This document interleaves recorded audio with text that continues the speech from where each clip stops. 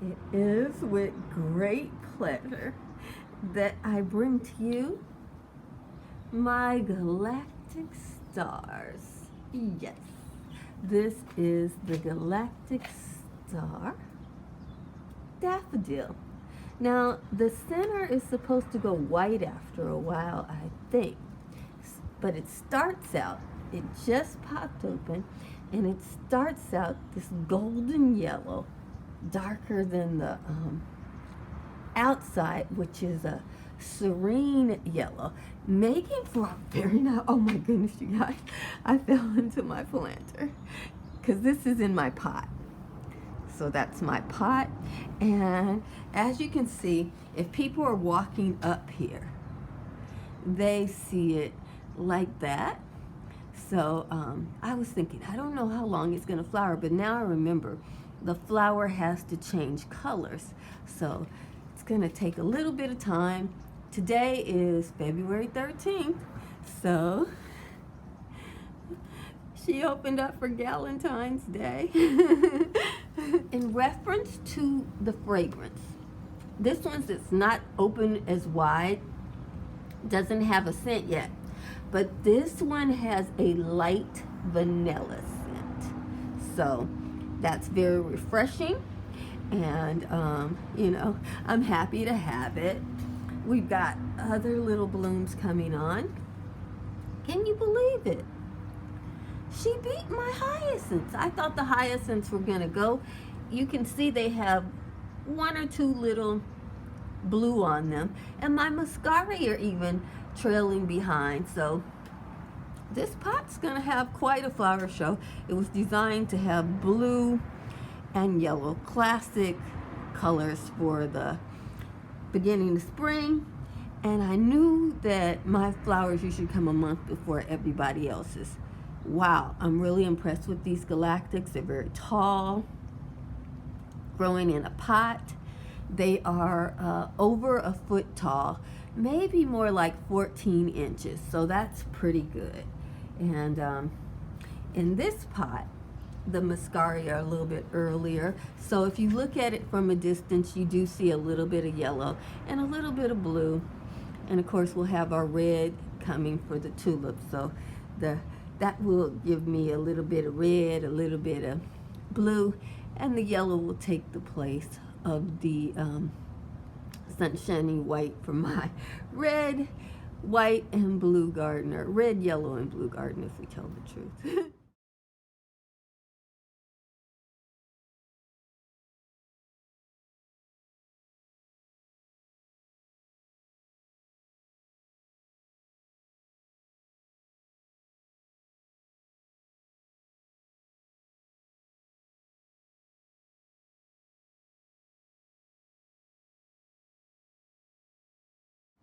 Where two or three are gathered in my name, there will I be in the midst.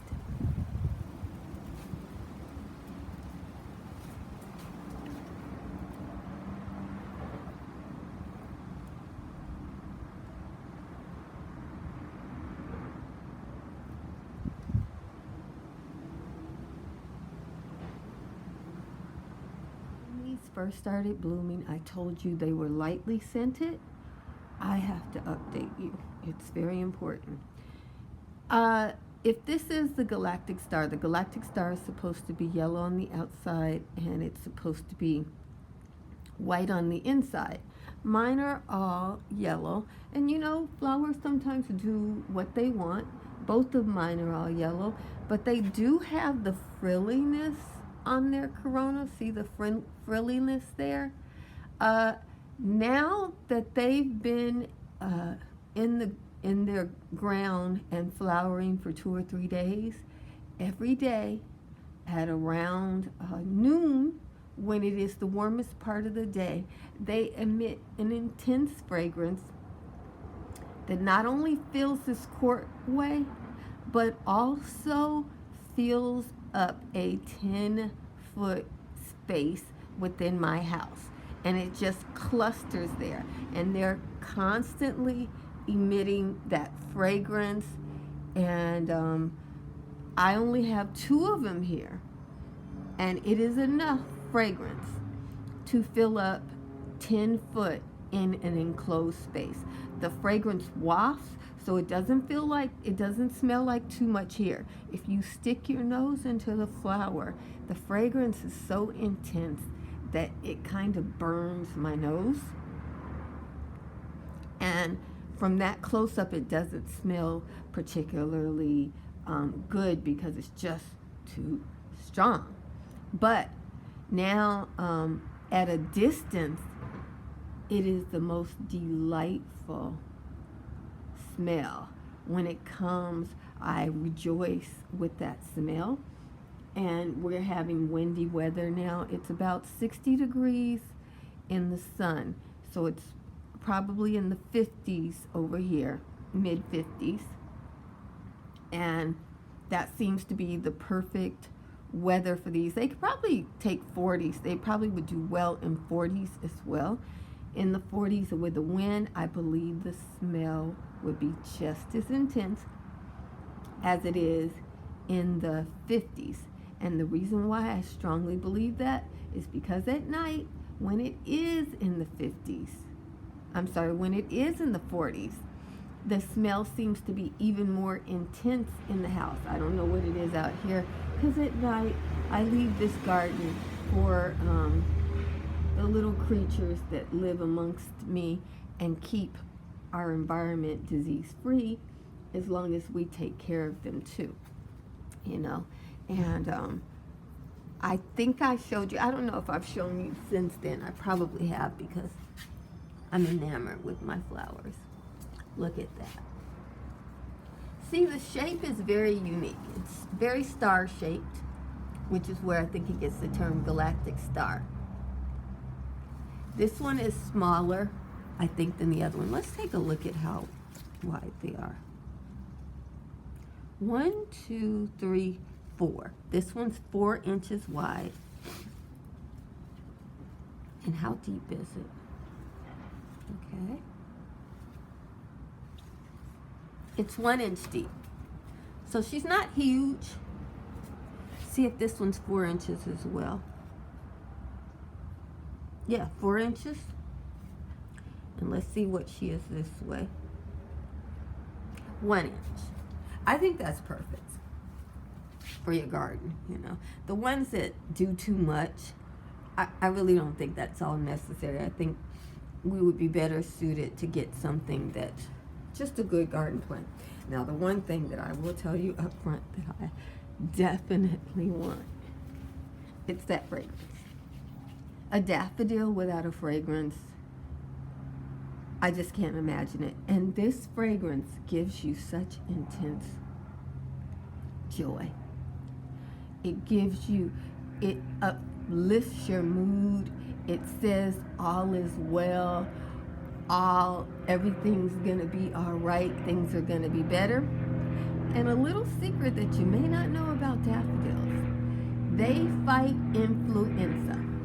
Some people even harvest daffodils and grow lots of daffodils, and then they take an extract from them, and with that extract they are able to fight influenza. There's very few things to do, and right now in life it's a very curious thing. It's something that we're all wanting to know more about. So I just thought I'd let you know that joyful smell, I think it does good things for your health.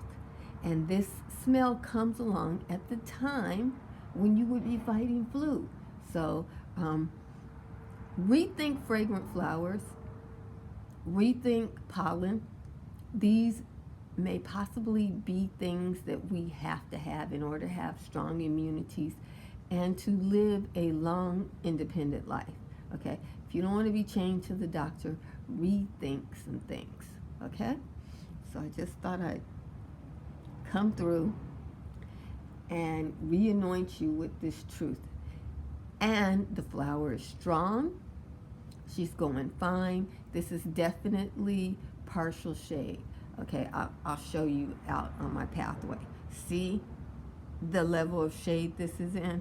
You can see out there where there's sun and it's bright and sunny. This never gets that. and she's not leaning towards the sun. So if you live in a zone 10B garden and you want to grow daffodils successfully, you might want to look for a cooler, shadier corner for them in order for the flowers to last. They'll bloom for you, but I get to enjoy this flower. It's been a week now, and she looks absolutely gorgeous after all that work, all that anticipation. You know, you really want at least 3 weeks of flowers out of it. Ideally, I'd like a month of flowering, and I will get it because I have one that hasn't flowered yet.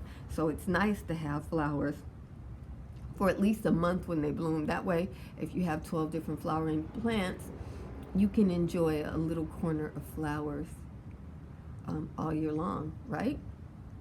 Just thought I'd update you. Finally, we have our 3 daffodils over here. And I'll give you a long shot of how. Here we are. You can see, if you're walking, you can see the mascaria at the bottom.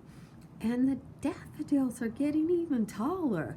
They're about 18 inches now. I thought they were going to grow about a foot tall.